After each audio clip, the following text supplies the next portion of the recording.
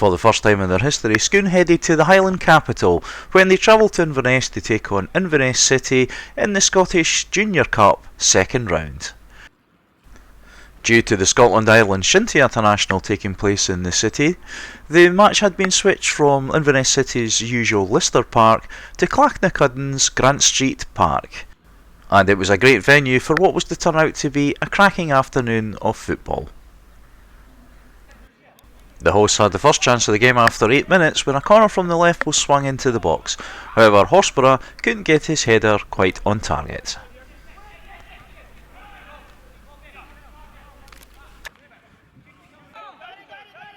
The Skoon players were enjoying the excellent surface at Grant Street Park and were producing some great passing moves.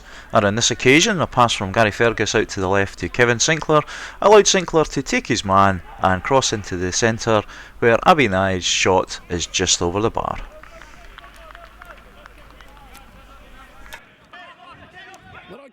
The early stages of the game saw both teams trying to get the measure of each other, with some attacking play, however neither keeper being called into action.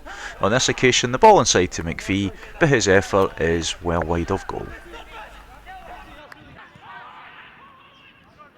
Skoon hit back and good work by Abby Nye on the left wing saw him get the ball to the edge of the box. Despite losing out to the defence, battling between him and Kevin Sinclair won the ball back for Skoon, and when the ball eventually breaks out to Sean Fergus, his effort is just over the bar. Inverness City were next to threaten, and when the ball wasn't cleared from the Skoon lines, eventually it's fed forward to McPhee, and when McPhee picks the ball up here, he looks up and cuts back inside before unleashing another effort which just curls past the post. 22 minutes had gone before either keeper was called into action, and the first to make a save was the host's Grant Beattie. Sean Fergus here on the ball looks up to cross into the centre, and brother Gary there with the effort, however held well by Grant Beattie. City were next to have a chance when a free kick was awarded at the edge of the box. Inverness City manager Jordan McDonald stepped up to take the kick, and when it swung into the area, just over the bar. The host created another attack, and when the ball comes across here to McPhee on the left, his effort goes wide of the target.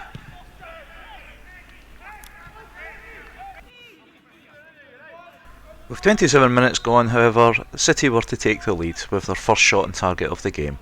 A long free kick into the area by McDonald, the ball is headed down here to Roger, and he shows good composure to create space before firing low past David Winton. The loss of the goal rocked Skoon back on their heels, and they almost lost a second moments later when the ball's played out here to Roger. However, the first time effort by Murdoch well over the bar. Skoon settled back into the game and began to dominate the proceedings for the rest of the match.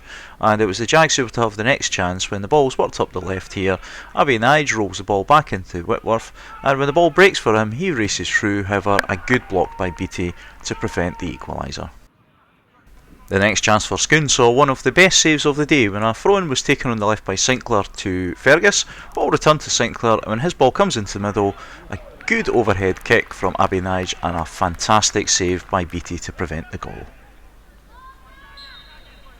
Skoon then had the next effort, and when Fergus's free kick here hits the wall, his second effort on goal takes a deflection off the defence for a corner. For all Skoon's possession, however, City were proving to be dangerous on the counter-attack, and when the ball was put forward to McPhee, his ball across the pick-out Justin Roger sees the shot from the number 9 just past the post.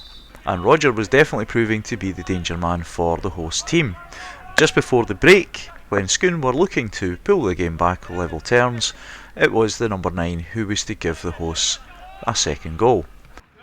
A long free kick by Beattie is flicked on by Mason and Mackenzie, and Roger manages to run in between Moon and Lang to chip Winton from just inside the box. City had one last chance just before the half-time whistle. A throw-in on the right is taken into Kelvin Mackenzie, and he holds off the challenge of Lang before firing goalwards, and a good save from David Winton to turn the ball away from goal. Into the second half, and Inverness City sought to seal out the game for the victory.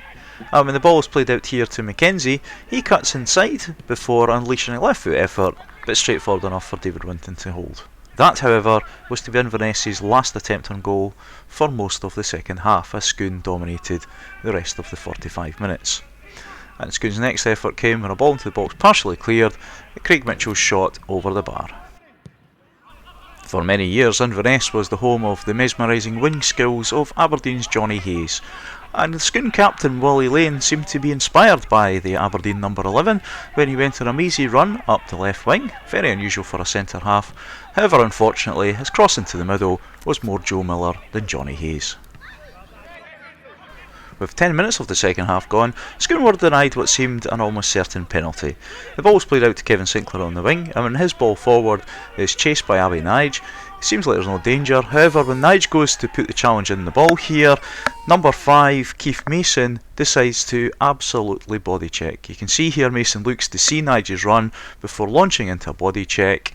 It would be given as cross-checking in ice hockey. However, the referee in yesterday's game decided that this wasn't a penalty.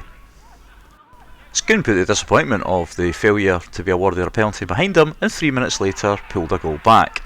Ball laid off by Gary Fergus to Kevin Sinclair, and his effort from about 30 yards out takes a slight deflection off McDonald to wrong foot Beattie, but an excellent strike by Kevin Sinclair.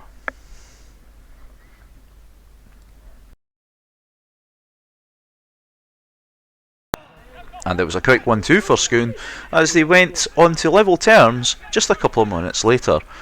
Ball down the left by Kevin Sinclair, crossed into the centre. His deep cross hits the crossbar, where it's picked up on the far side by Sean Whitworth. Whitworth plays the ball back to Kenny Hind. He looks up and his cross comes shot into the middle, right to the back post and into the back of the net. Jubilant scenes from Skoon as they get back on level terms. Replay of Hind's effort here, and we'll leave you to decide. Was this an attempt at goal or a bad cross that got lucky?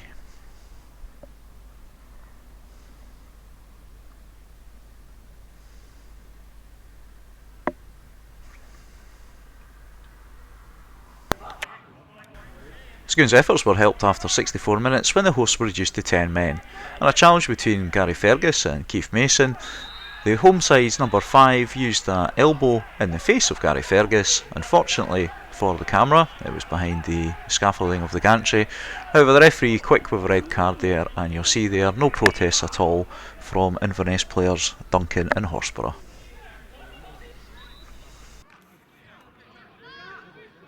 When the resultant free kick was played into the box by Gary Fergus, Kevin Sinclair had an effort but well over the bar. Skoon went in search of a winner, and good play with a ball forward from Stephen Moon. So Abby Nige linked the ball forward to Whitworth, and his header into the middle to Gary Fergus, but a good save by Beattie. Skoon continued to press, and when the ball was played by Moon into Sean Fergus, his ball across field is well collected by Kevin Sinclair. Sinclair's deep cross, however, is met by Whitworth, but the header is just over the bar. With 9 minutes remaining, Skoon were to take the lead, and it was no more than their play deserved. Ball forward by Hines was collected by Abby Nige, and he's shown good pace to collect the ball, move in on goal, and good composure to finish beyond Beattie.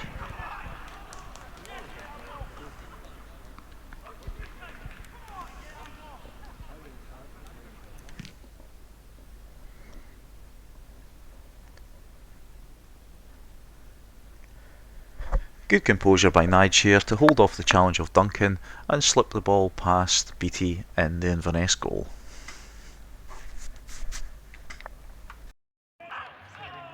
The goal seemed to sting the home team back into action, and after 82 minutes, when a corner on the right was swung into the area, the ball was partially cleared and McDonald's shot was just past the post for the home team's first effort on goal since the 48th minute of play. And the hosts were next to threaten when the ball comes across into the centre to Stewart. His header on to Roger allows a good effort but an equally good save from David Winton. With 2 minutes remaining, however, Skoon made sure of the win. A great ball from Gary Fergus, equally great run from Abby Nice to stay onside and make sure to collect the ball and roll it past BT into the back of the net. It was a well-timed run by Nige and excellent decisions by the match officials to absolutely call it correctly. Nige onside, good composure to take the ball past BT before rolling it into the back of the net. With the match into additional time, Skoon were to make it 5 when a ball was released to Abby Nige on the right wing. His ball back inside to Miki, so a good 1-2, back to Nige, and when his deep cross comes in, just slightly beyond Gary Mackey, however good play by Kenny Hind here to retrieve the ball before squaring into the middle, where Mackey, excellent first time volley for his first goal for the club.